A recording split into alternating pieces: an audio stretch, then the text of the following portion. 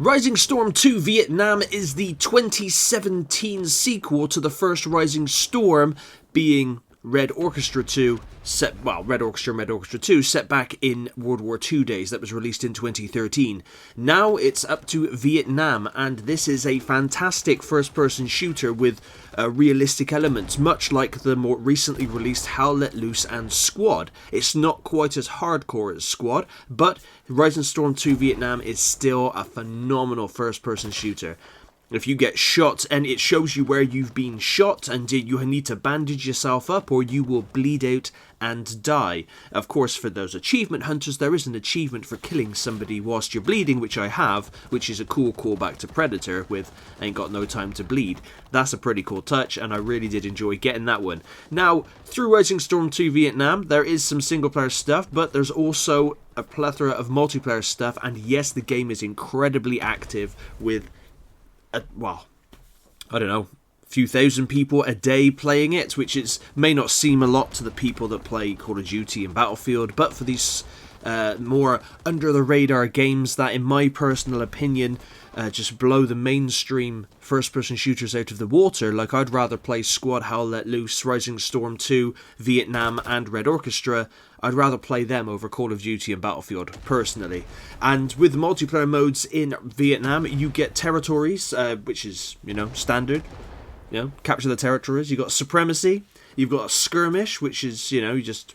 you take on up to 5 rounds in smaller maps and just 8 versus 8 and shoot the living shit out of people, capture objectives, deplete the spawn tickets, that kind of jazz. And you have Campaign, and this is a really cool one. This was also in Red Orchestra 2, and all you do is you have to... Each match you fight is based within a territory that your teams get to vote on whether to attack or defend, and you've got to capture as much of Vietnam as you possibly can within an in-game 11-year period, which is pretty cool. Of course, it's a massive tug of war and it's incredibly awesome. But onto the gameplay, the game just works phenomenally. Yes, your character gets out of breath. Yes, you can crouch sprint. Yes, you can go prone. Yes, you can crawl through the brush. You can, if you're playing on the Vietnam side, you can also introduce spawn tunnels. So you can spawn further up. You can spawn on your squad leaders.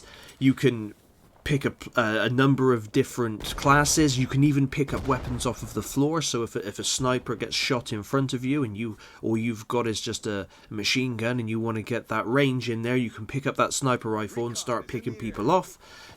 If you're on the American side, you can have players control the helicopters, hopefully well. Most of them are rubbish, I will tell you now. But you can fly in, drop in soldiers, get back out again, and it just adds to real intense gameplay. You can call in napalm strikes, which neither team wants to be under because it will just destroy you. You can call in artillery strikes as well and all that kind of stuff. Capturing the points is so much fun. I don't know what more I can say to sell this to you other than the gameplay I'm showing you and just saying that this is a fantastic first-person shooter. You can respawn fairly quickly and you can get straight back into the action. The maps are really, really good, ranging from jungles to farmlands to rice fields to small Vietnamese towns and cities, which, fighting through buildings and city streets, that's pretty cool. Of course, the Vietnamese do have some advantage, as they did during the Vietnam War, because they can blend in with the environment better, and they've got all of their tunnels and trenches, so when they are dug in, they can be a real bitch to dig back out again. But I just love this kind of playstyle as I've gotten older, where it's a bit more realistic. So yes, it can be frustrating. You spawn all the way back at the spawn point, either 1 or 2, or if you can spawn on squad leader or tunnel, you can, and then you run all the way up and you just get one-shotted out. Yes, it can be annoying, but at the end of the day, when you're one-shotting out people as well, it just makes it all the better.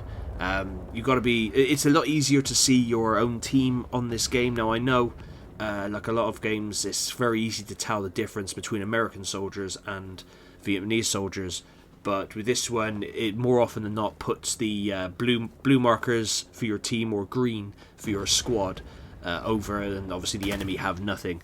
So you don't want to get too trigger happy and kill too much of your own team because it will deduct points from your overall score. Now, unlike with Squad, which I made a video on Squad recently where I think it's really, really good, unfortunately there is no form whatsoever of, in any way, of progression at all, which I think is a real detriment to the game personally. But here in Rising Storm 2, just like with Howl Let Loose, you can rank up. You can gain XP for capturing objectives, killing people, playing to the objective, protecting your squad leader, whatever it is you want to do, and you can then level up and you can unlock cosmetic items for your soldiers on all the different teams. Now, they are historically accurate cosmetics, so there's going to be no pink M16s or anything, but you have something to work towards and something to rank up for, which I appreciate, and I really like ranking up and being, oh, I've ranked up, this is awesome, you know. I do hope they add that to Squad when Squad is... I think is Squad still in like an early access, I think, maybe, or I heard somebody say, or I hope they patch it in soon. Maybe just a basic rank, we just rank up. No objectives, no achievements or anything like that. I'm happy with that, but as long as you can rank up, I'm fine with that.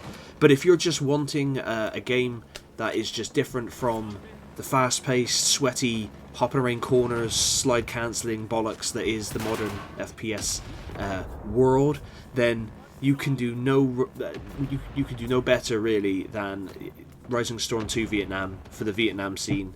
I'd recommend Howl Let Loose and Red Orchestra 2. I've made videos on both of those for World War II and Squad. Even though it has lack of progression, for modern day combat is still pretty intense and still pretty fun, especially if you're playing with a good group of guys, all with mics. Rising Storm 2 Vietnam doesn't really require much microphone use like the others, and you can hide the HUD with T and bring it back with the T key as well, which is pretty cool for more immersion. But yeah, definitely give it a go. It's always going on offer for dirt cheap, and I mean dirt cheap. It's on CD keys for like £2.50, £3.50, I think, which is insane. To play this game for £2.50 is an absolute steal. But please check it out. There's many more videos on the internet about Rising Storm 2. Do some research, but please, you will not regret it. This is a fantastic first-person shooter, and one that is still massively alive and kicking and has a robust... Never thought I'd use robust before, but I have now. It has a robust player base. But thank you very much for watching, and I'll catch you on the next one. Scout, reporting.